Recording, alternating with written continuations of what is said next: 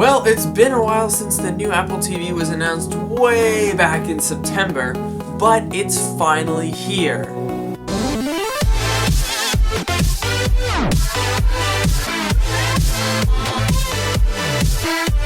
I have been waiting for this device since September 9th. I'm so alone. And now it's all ready to be reviewed, so let's get started. The new Apple TV is a huge step forward from previous generation Apple TVs. And while the new box may look very much the same as the old one, just a little bit taller, it certainly packs a punch.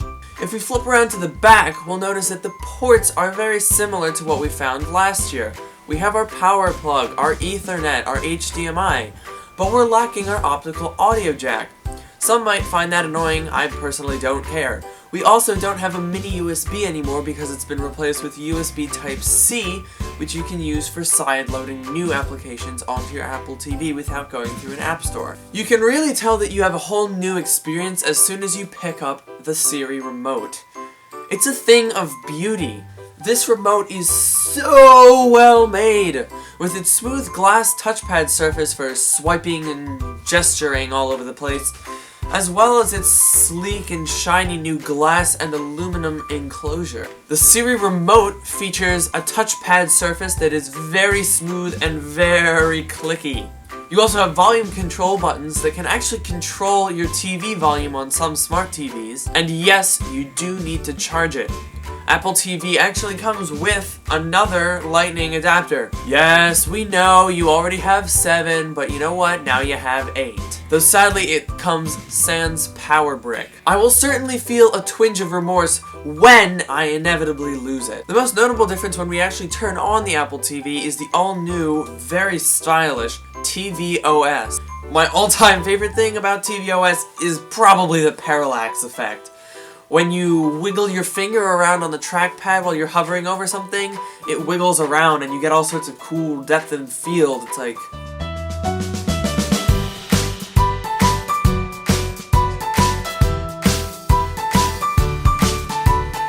The annoying thing about navigation with this is, because it's a trackpad, much like you get on the Apple TV remote app that you can get for your iPhone, it does tend to go swiping way past what you actually want. You're trying to go 1 over and it just goes flying across the screen.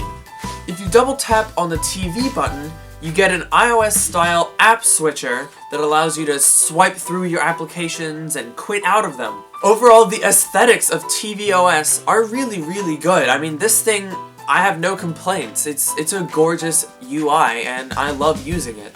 tvOS, and indeed the entire concept of the new Apple TV, is centered around one thing: applications! For the first time in an Apple TV, we have an app store, which means that we can install our very own apps and games.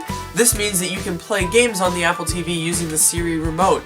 Because Apple wants to keep its TV running consistently with the Siri remote, it is required for all developers to support it.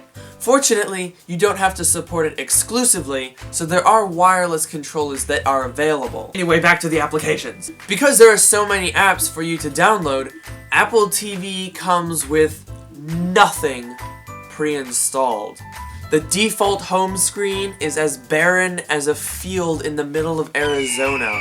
I was really hoping for a plethora of pre-installed applications like we got on previous generation Apple TVs, and pretty much every other competing device that you can buy. That being said, however, the App Store is chock full of amazing apps like ESPN, Hulu, Netflix, YouTube, tons and tons of games. We'll get into those in a little bit. Such apps, Apple says, are the future of TV, so it should make sense that they have about 25,000 of them. Apple's website goes on to talk about the liberation of media and TV and blah blah blah blah blah. We don't care about that, let's move on. Gaming on the Apple TV is kind of a mixed bag. Well, this thing runs on an Apple A8 chip, which means that it's really, really fast and the graphics look amazing, especially if you have it in a high-def TV. It does mean that you have to control it by default with the Siri remote, which is definitely a weird experience. Using a touchpad to swipe around is very unusual. A lot of games actually have you rotate the Siri remote, but I always get confused on which way to rotate it, because they don't always tell you. And then the buttons have markings on them that don't apply to the game that you're playing.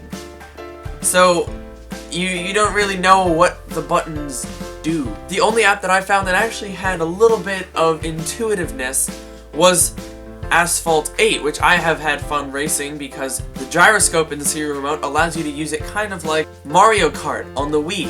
Then you just click on the trackpad to use the brakes. So I actually found that Asphalt 8 was a pretty good utilization of the Siri remote. Let's talk a little bit about Siri. The Siri remote gets its name from a button.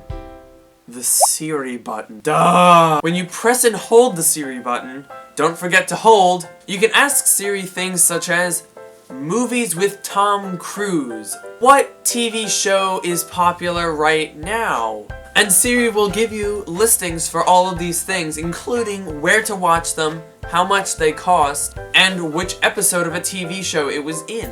Also, if you're watching a show and you didn't hear something, you can say, "What did he say?" And it'll jump back 10 or 15 seconds to let you hear the dialogue again. If you say, for example, "Play from beginning."